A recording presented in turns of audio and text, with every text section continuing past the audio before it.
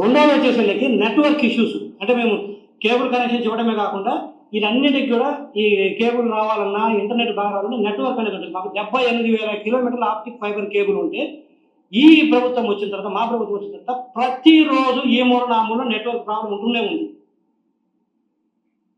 Cable ఆపరేటర్లు ఏమంటున్నారంటే గత ప్రభుత్వంలో బిజినెస్ చేయకపోయినా కూడా మమ్మల్ని ఎల్లగొట్టినా కూడా కనీసం ఉన్న కాడికి నెట్వర్క్ అన్నా బాగుండేది, ఈసారి ఆ నెట్వర్క్ కూడా లేదని వాపోతుంది.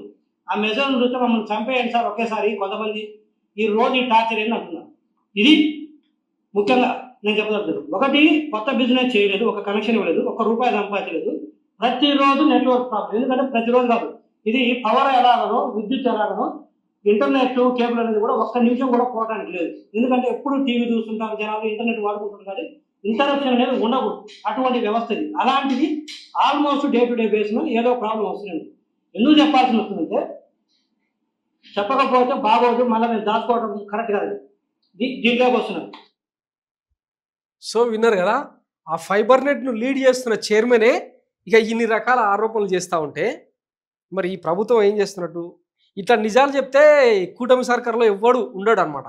రేపో మాపో జీవీ రెడ్డిని పదవులకించి ఊడబీక్తారని చెప్పి సోషల్ మీడియాలో పెద్ద ఎత్తున ట్రోలింగ్ నడుస్తూ ఉంది. ఎందుకంటే నిజాయితీ పరులు, ముక్కుసూటిగా వ్యవహరించే వ్యక్తులు చంద్రబాబు కానీ నారా లోకేష్ బాబు గారి కానీ నచ్చరు.